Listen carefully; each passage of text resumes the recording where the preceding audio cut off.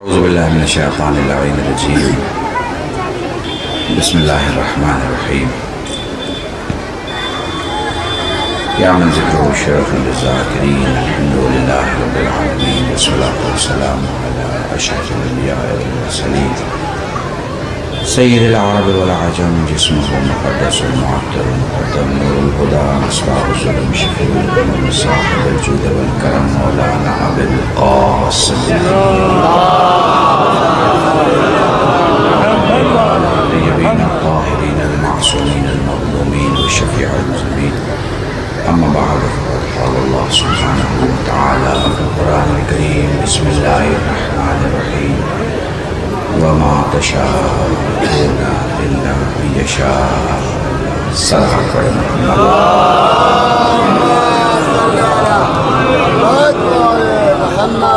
ایک ایسی صلوات کہ مجھے احساس ہو کہ آپ تھکے نہیں ہیں.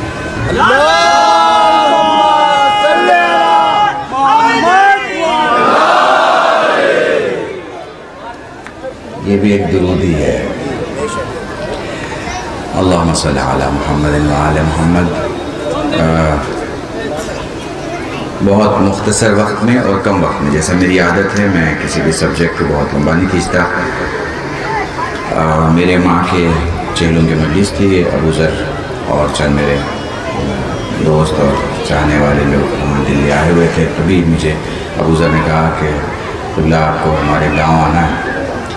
میں نے کہا انشاءاللہ میں ضرور آؤں گا. اور پھر بات ہوئی تو ابو ذر بول رہے تھے کہ جہاں جہاں ہم پرچہ لگا رہے تھے وہاں وہاں ہم سے پوچھا جا رہا تھا کہ مطلب بات ہوئی ہے مولانا سے کہ ایسی فوٹو چھاپ دیا ہے. تو نہیں، بات ہوئی تھی اس لیے میں یہاں پہ ہوں اور میں کوشش کرتا ہوں. دیکھیے اگر جہاں وعدہ ہو جائے وہاں کوشش کرتا ہوں. ہاں اس علاقے میں یہ کہنا میرے لیے مولانا واجب ہے کہ مجھے یوں سارے ہندوستان میں سنا جاتا ہے، مگر خاص اکبر پور کے اس علاقے میں جو پیار مجھے جوان بزرگ میرے بڑے میری مائیں بہنیں جو دیتی ہیں وہ شاید کسی دوسرے علاقے میں اس طرح نہیں ہے. تو میں کوشش کروں گا کہ میں آپ کو یہ بتاؤں کہ آپ کون ہیں، آپ کی عظمت کیا ہے، آپ کی ویلیو کیا ہے، آپ کا وقار کیا ہے. دیکھیے آپ اہل بیت کے محب ہیں، آپ اہل بیت کے چاہنے والے ہیں.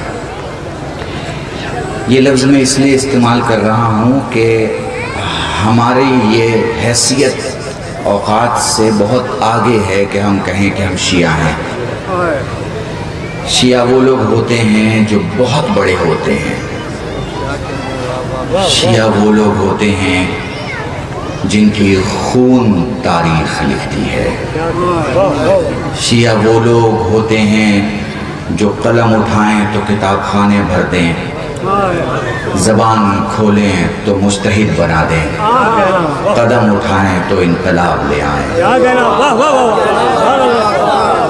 یہ شیعہ ہوتے ہیں. ہم چاہنے والے ہیں مولا کے. ہم وہ ہیں جس کے لیے میرے مولا نے اپنے بیٹے سید سجاد سے کہا تھا کہ جب قید شام سے چھٹ کے مدینے جانا تو میرے چاہنے والوں کو میرا سلام کہنا. ہم وہ ہیں جس کے لیے زہرا نے خواہش کی تھی کہ بابا جب کوئی نہیں ہوگا تو میرے بیٹے پہ کون ہوئے.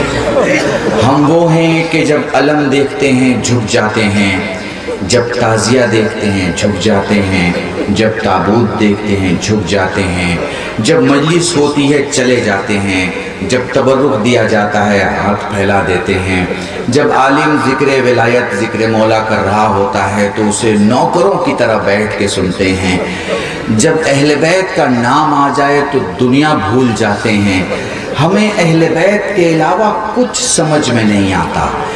میں اب آپ کو میں محسوس کر رہا ہوں آپ رونے کے لیے آمادہ ہیں، مگر تھوڑا دیر 10-2 منٹ میرا ساتھ دے دے تاکہ میں اسی مصائب کے جملے سے فضائل آپ کے سامنے پیش کروں تاکہ آپ خود کو سمجھ سکیں. دیکھیں ہم اہل بیت سے اتنے وابستہ ہیں، ہم اہل بیت سے اتنے وابستہ ہیں. کروڑوں ستارے ہیں آسمان میں، سب کو جانتے ہو کیا آپ بتاؤ کہ آپ سارے ستاروں کو جانتے ہو؟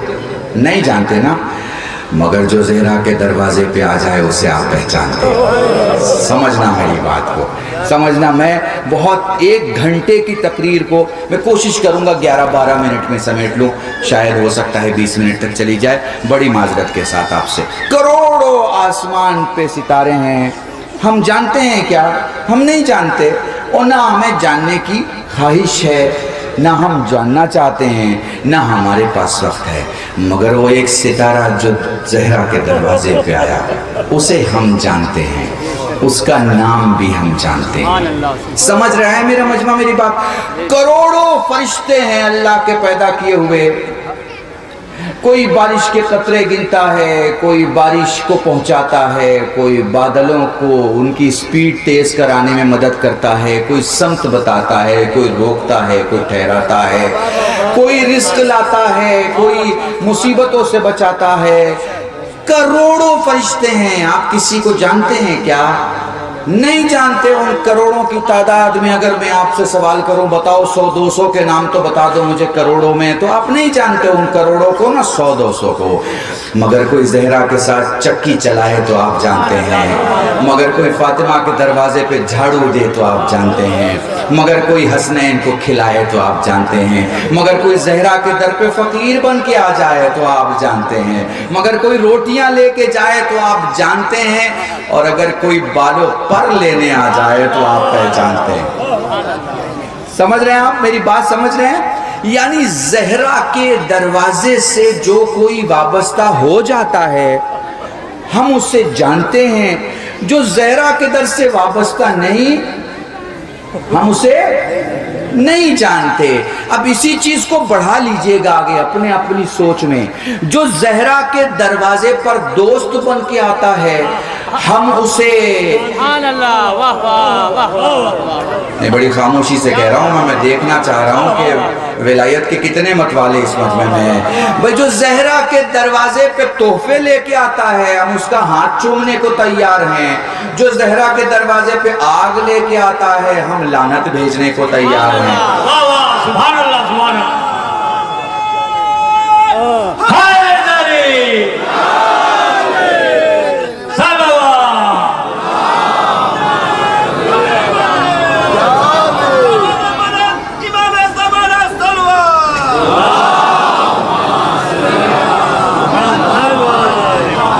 मुद्दा कौन है? मुद्दा कौन है? शहजादी हैं। जो ज़हरा के दरवाजे पर इज्जतों के साथ खड़ा है हम उसके सामने इज्जतों के साथ खड़े हैं। जो ज़हरा के दरवाजे पर घमंड में खड़ा है हम उसकी हैसियत ही नहीं गिनते। नहीं, जुमले बदलूं मैं, जो इन्हें गिनती में नहीं लाता हम उसे गिनती में नहीं लाता। देखो 1 घंटे की तकरीर एक तरफ है और चंद जुमले एक तरफ है। भाई मोटी मोटी बात समझ लेना, जो गांव का देहाती भी 6ठी क्लास फेल हो उसकी समझ में आ जाए। हमारे यहाँ जो गणित है वो ये है, इन्हें मानोगे हम तुम्हें मानेंगे, इन्हें चाहोगे हम तुम्हें चाहेंगे, इन्हें बड़ा समझोगे हम तुम्हें बड़ा समझेंगे, इन्हें पाक मानोगे हम तुम्हारी नस्ल को पाक मानेंगे। मैं बहुत बड़ा जुमला कह रहा हूँ, अल्लाह की कसम, बड़ी सादगी से कह रहा हूँ। मुझे पता है मुझे रिकॉर्ड किया जा रहा है, मुझे पता है कि मेरी वीडियो बनाई जा रही है, मगर मैं जानता हूँ मैं जो कह रहा हूँ बुनियाद के साथ कह रहा हूँ। हम मुहिब हैं, हम मुहिब हैं। मैं यहाँ शिया सुन्नी हनफी मालिकी शाफई हम्बली की बातें नहीं कर रहा, हम मुहिब हैं। चूंकि पहली शर्त हुसैन का ताजिया उठाने के लिए मुहिब होना है। मुहिब होगा तो ताजिया उठाएगा। समझ रहे हो मेरी बात को? और तुम ये मत समझना कि हिंदुस्तान में सिर्फ शिया ताजिया उठाते हैं, नहीं। हिंदुस्तान में शिया भी ताजिया उठाते हैं, सुन्नी भी ताजिया उठाते हैं, हनफी मालिकी शाफई हम्बली भी ताजिया उठाते हैं, हिंदू भी ताजिया उठाते हैं, दलित भी ताजिया उठाते हैं। हिंदुस्तान में जितने ताजिया उठाते हैं वो सारे मुहिब हैं। मोहब्बत होगी नहीं तो ताजिया कैसे उठाएंगे? मोहब्बत पहली शर्त है, ठीक है ना? तो मैं एक ताजियादार की हैसियत से दूसरे ताजियादार से बात कर रहा हूँ। मैंने फिर एक जुमला कहा, पता नहीं आप समझ पा रहे हो कि नहीं समझ पा रहे हो। मैं एक ताजिया تعزیہ دار کی حیثیت سے دوسرے تعزیہ دار سے بات کر رہا ہوں کہ ہم تعزیہ داروں کا ایک اصول ہے، جو فاطمہ کا وفادار ہے ہم اس کے وفادار ہیں، اور جو فاطمہ کا غدار ہے ہم ہی ہیں جو اس کے خلاف ہیں۔ حیدری! بنیاد کیا ہے؟ بنیاد کلمہ نہیں ہے، بنیاد کلمہ نہیں ہے، بنیاد محمد رسول اللہ نہیں ہے، بنیاد علی ولی اللہ نہیں ہے، یہاں بنیاد ہے انسانیت۔ اگر اس میں انسانیت ہے تو وہ اہل بیت کا محب ہو سکتا ہے، محب ہوگا تو تعزیہ دار ہوگا۔ انسان کو بیدار تو ہو لینے دو۔ اگلا جملہ کیا ہے؟ ہر قوم پکارے گی، ہماری اور آپ کی نہیں، ہندوستان اور سری لنکا کی نہیں، جہاں کہیں بھی انسان انسانیت کے دائرے میں جینا چاہتا ہے اور انسانیت کو بچانے کے لیے قربانی دینے کا جذبہ رکھتا ہے، وہ ہر قوم کہتی ہے ہمارے حسین ہیں۔ کیوں؟ اس لیے کہ سارے رہبروں نے زمین دلائی ہے، حسین نے ضمیر دلایا ہے۔ پتہ نہیں میں آپ کو سمجھا پا رہا ہوں کہ نہیں سمجھا پا رہا ہوں، میرے جملوں کو سمجھنا بہت کم۔ دنیا کے سارے رہبروں نے زمینیں دلائی ہیں، زمین۔ کسی نے کسی ملک کی زمین بچا لی، کسی ملک کے دائرے کو بڑھا دیا، کسی ملک کی قبضہ والی زمین کو بچا دیا، رہبروں نے زمینیں دلائی ہیں، حسین نے ضمیر دلایا۔ زمین کے بنا کرائے کے مکان میں تو جیا جا سکتا ہے، مگر ضمیر کے بنا محل میں بھی نہیں جیا جا سکتا۔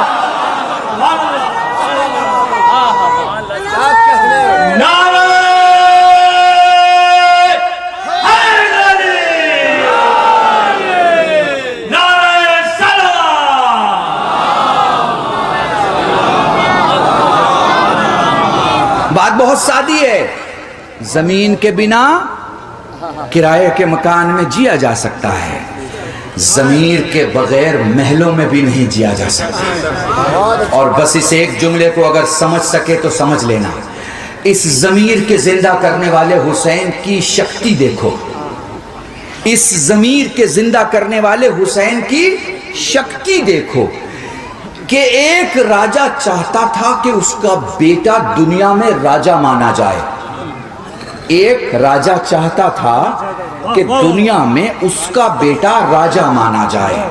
اس نے اپنی اس پالیسی کو چلانے، منوانے اور پھیلانے کے لیے مدینے کے ایک گھر کے دروازے کو جلانے کے بعد، اس کے وارث کے گلے میں رسی باندھنے کے بعد، اس کے بیٹے کے جگر کے ٹکڑے کرنے کے بعد، اس کے بچے ہوئے 71 ساتھیوں کو ایک زمین پر گھیر کے 3 دن کا بھوکا پیاسا مارنے کے بعد 1400 سال گزر گئے، مگر اس کی جو خواہش تھی وہ ادھوری رہ گئی، کیونکہ آج بھی انسان کے بچے کے سامنے 2 پرچی لکھ کے رکھو، ایک پہ یزید کا نام لکھو اور ایک پہ حسین کا، اور انسان کے بچے سے پوچھو اس میں بادشاہ کون ہے، تو وہ یہ نہیں کہے گا یزید بادشاہ ہے۔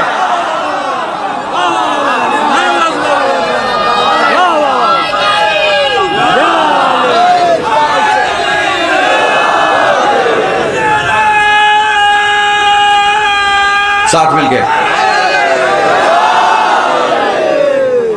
وہ یہ نہیں کہے گا یزید بادشاہ ہے، وہ یہ کہے گا حسین بادشاہ ہے۔ بات کچھ سمجھ میں آ رہی ہے آپ کو؟ جو ضمیر جگاتا ہے، ضمیر والوں کا وہ بادشاہ ہوتا ہے۔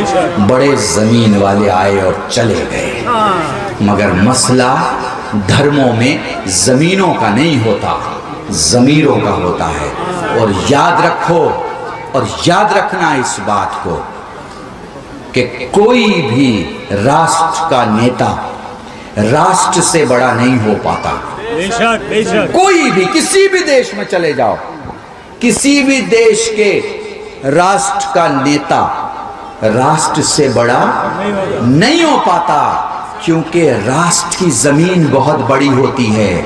پتہ نہیں میں سمجھا پا رہا ہوں نہیں سمجھا پا رہا ہوں. کوئی بھی راست کا نیتا راست سے بڑا نہیں ہو پاتا، چونکہ راست کی زمین بہت بڑی ہوتی ہے.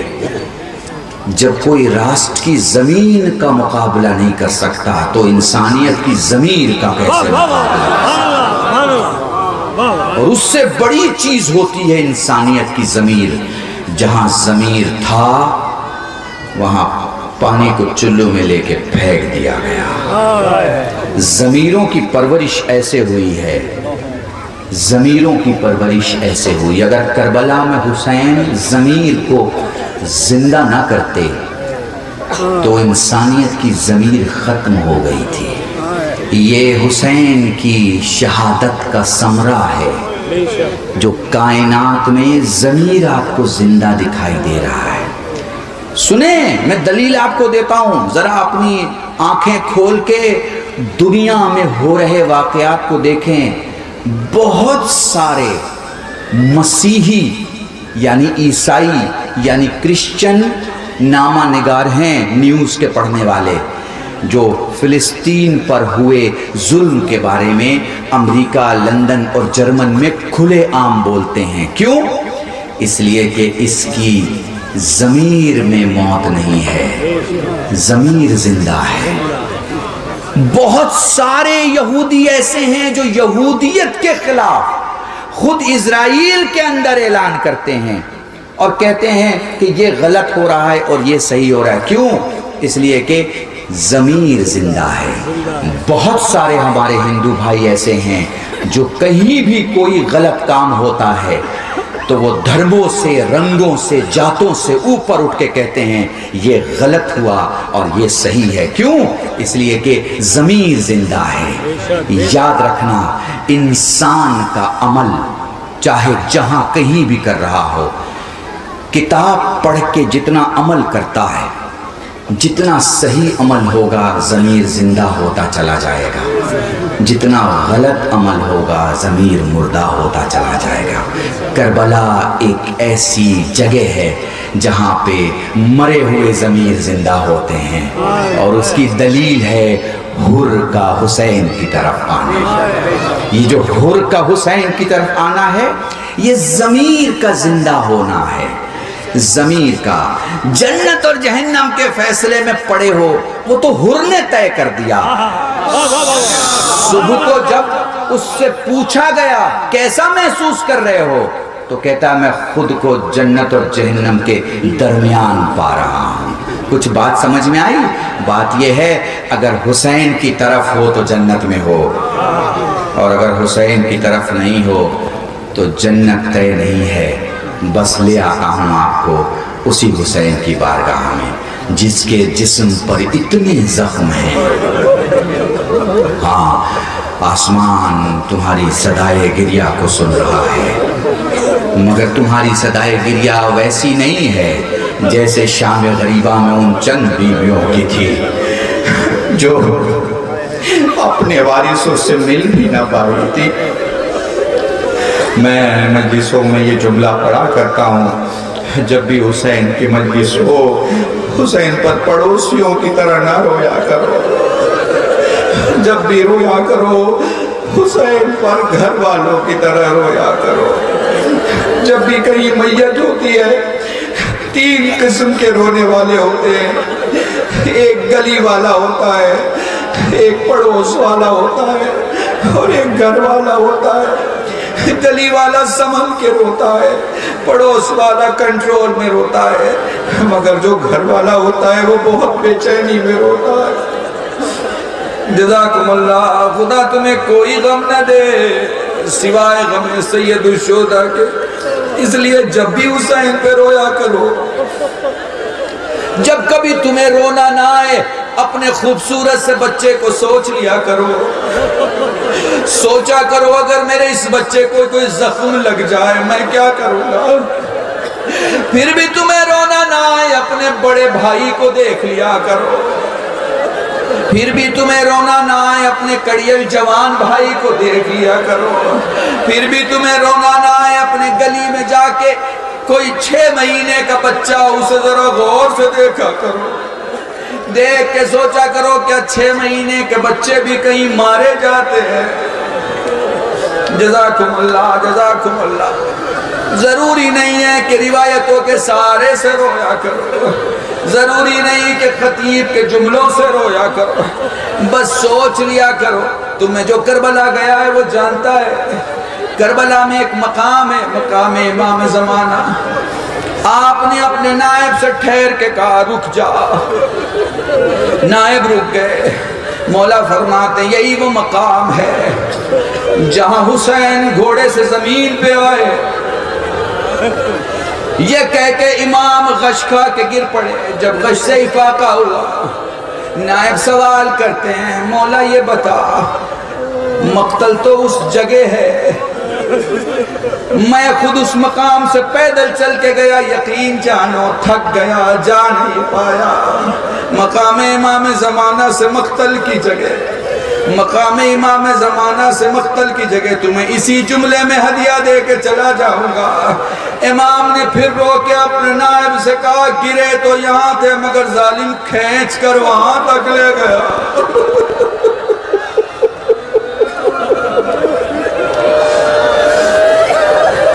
جزاکم اللہ جزاکم اللہ۔ اس لیے جب بھی حسین پر رویا کرو بابا سے بلند رویا کرو۔ جب کسی نے معصوم سے سوال کیا مولا یہ بتا جو نہیں روتا تیری مجلس میں تیرا کیا ارشاد ہے اس کے بارے میں؟ سجاد نے رو کے فرمایا ہم سارے معصوم اس کے لیے دعا کرتے ہیں۔ سائل کہتا مولا جو نہیں روتا، آپ نے پھر دوبارہ تکرار کیا ہم سب دعا کرتے ہیں۔ وہ کہتا مولا وہ کیوں رو کے فرمایا اس لیے کہ کم سے کم وہ یہ تو ضرور سوچتا ہوگا کہ ایک دن میں ہمارا بھرا گھر کیسے اجڑ گیا۔ جب تمہیں روتا ہوا تعداد میں سید سجاد دیکھتے ہیں، اپنی کونیوں کے بل تمہارے نزدیک آتے ہیں، تمہارے گرتے ہوئے آنسوؤں کو دیکھ کے کہتے ہیں تو نے خطیب کی روایت سنی ہے مگر میرے علی اکبر کو گھوڑے سے گرتے نہیں دیکھا۔ جزاکم اللہ جزاکم اللہ۔ وہ لوگ کربلا میں حسین ہے، وہ لوگ کربلا میں حسین ہے اور حسین کا علی اکبر ہے۔ میں آپ کو بتاؤں ہر باپ اپنے بیٹے کو بہت چاہتا ہے، ہر باپ اپنے بیٹے کو بہت چاہتا ہے، ہر باپ اپنی اولاد کو بہت چاہتا ہے۔ بڑی امید سے ایک ماں اپنے بچوں کا لباس سیتی ہے، یہ محبت صرف ماں سمجھ سکتی ہے، ماں کے علاوہ کوئی نہیں سمجھ سکتا۔ جزاکم اللہ جزاکم اللہ۔ میں مدینے کا ایک واقعہ بتاؤں۔ علی اکبر کے سامنے حسین سوال کرتے ہیں لال اگر کوئی خواہش مانگ لے۔ بابا کوئی خواہش نہیں بیٹا میری خواہش ہے کچھ مانگ لے۔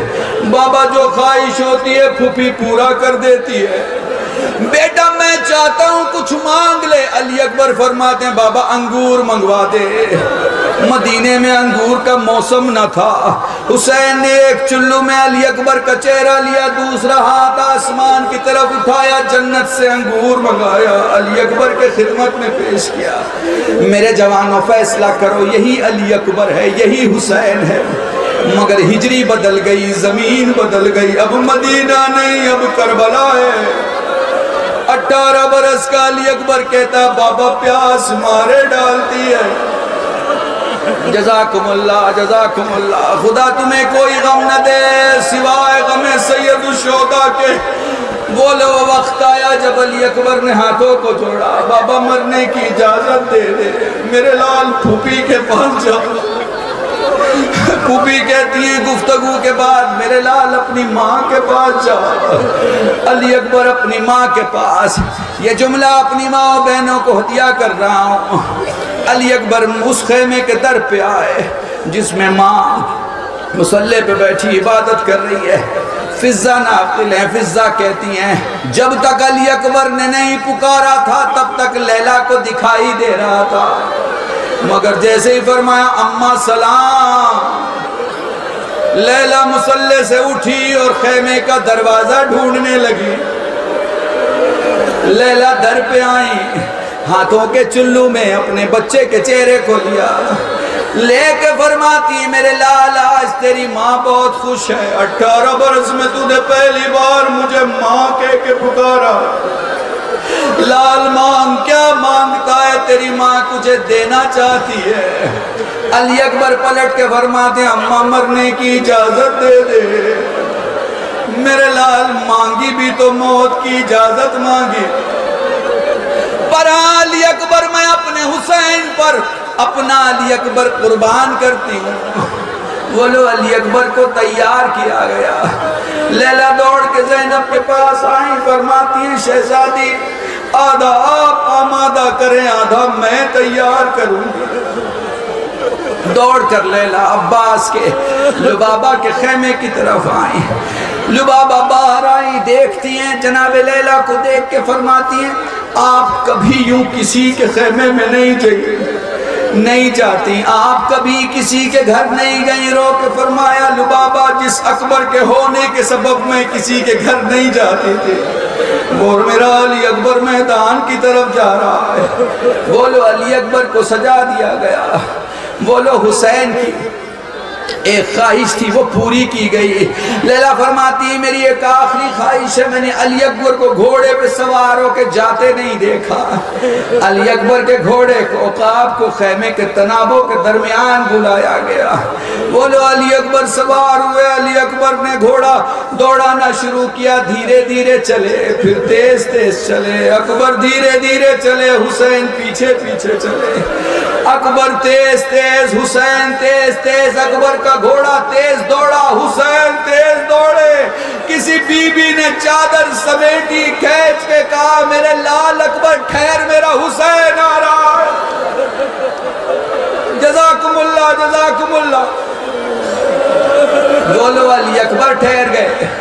تم میں سے جو کوئی جوان ہے جس کا باپ اس کے ساتھ ہے، جس کے باپ کا سایہ اس کے سر پہ، اپنے باپ کی زندگی کو عظمت دینا، عزت دینا، اپنے باپ کے سائے کو سمجھنا خدا کی بڑی نعمت ہے باپ۔ میرے جوانوں بولو جب علی اکبر رک گئے، جب علی اکبر ٹھہر گئے، پلٹ کے پوچھتے بابا تو مجھے خدا حافظ کر چکا تھا، پھر بابا پیچھے کیوں آیا؟ حسین فرماتے لال اگر تو صاحب اولاد ہوتا۔ جزاکم اللہ جزاکم اللہ۔ بولو علی اکبر میدان میں گئے، بولو علی اکبر نے جنگ کی، بس 2 جملے مصائب کے اور مجلس تمام میں ایک وقت آیا جب علی اکبر گھوڑے سے زمین پہ آئے، حسین دھیرے دھیرے علی اکبر کے پاس پہنچے، اتنا جھکے کہ زلفیں حسین کی زلفیں اکبر کے کانوں سے ٹکرانے لگی۔ علی اکبر نے آنکھیں کھولی، دھیرے سے اپنے بابا کے چہرے کو صاف کرنا شروع کیا، پیشانی پوچھی، بال کی دھول ہٹائی، ریش مبارک کی دھول جھاڑتے جھاڑتے کہتے ہیں بابا تجھے دیکھ کے ایسا لگتا ہے جیسے تو کئی بار ٹھوکریں کھا کے گرا ہے اور کئی بار ٹھوکریں کھا کے اٹھا ہے۔ ہاں میرے لال نہ پوچھ میں کیسے آیا۔ جزاکم اللہ جزاکم اللہ۔ مگر میرے لال بتا تیرے سینے پہ کیا ہے؟ بس لو میں نے مصائب پڑھ دیا۔ حسین بیٹھ گئے، اکبر نے بتایا سینے پہ کیا ہے، برچھی کی انی میں انگلیوں کو پیوست کیا۔ بڑا طویل مصائب ہے، میں بہت کم جملے میں ختم کر رہا ہوں۔ برچھی کی انی میں انگلیوں کو پیوست کیا۔ میرے جوانوں میں تم سے سمجھا رہا ہوں، دیکھو میرے ہاتھ کے بیچوں بیچ اگر کوئی چھری دھس جائے، اندر چلی جائے، تو میں جب چھری کا اوپری حصہ پکڑوں گا میرا پورا ہاتھ کانپے گا۔ شاید تم سمجھ سکو اس مثال سے، جیسے ہی برچھی کی انی میں اپنی انگلیوں کو پیوست کیا اور حسین نے کھینچنا چاہا، حسین کو لگا میرا علی اکبر کانپ رہا ہے۔ حسین نے ہاتھ ہٹا دیا، علی اکبر کی پیشانی دیکھی، خیمہ دیکھا، چہرہ دیکھا، خیمہ دیکھا، عجب نہیں موجود حسن کا چہرہ دیکھا ہوگا، بابا کو دیکھا ہوگا، رسول کو دیکھا ہوگا۔ دوبارہ انگلیاں پیوست کی، حسین کو لگا میرا علی اکبر کانپ رہا ہے۔ تیسری بار جیسے حسین نے انگلیاں اپنی پیوست کی، علی اکبر نے دھیرے دھیرے ہاتھ اٹھایا، بابا کے سر پہ رکھ کے کہا بابا تیری قسم میں نہیں کانپ رہا، کربلا ہل رہی ہے، اے بابا تیر کھینچ، برچھی کھینچ لے۔ حسین نے برچھی کھینچی، ہائے رے علی اکبر، ہائے رے حسین۔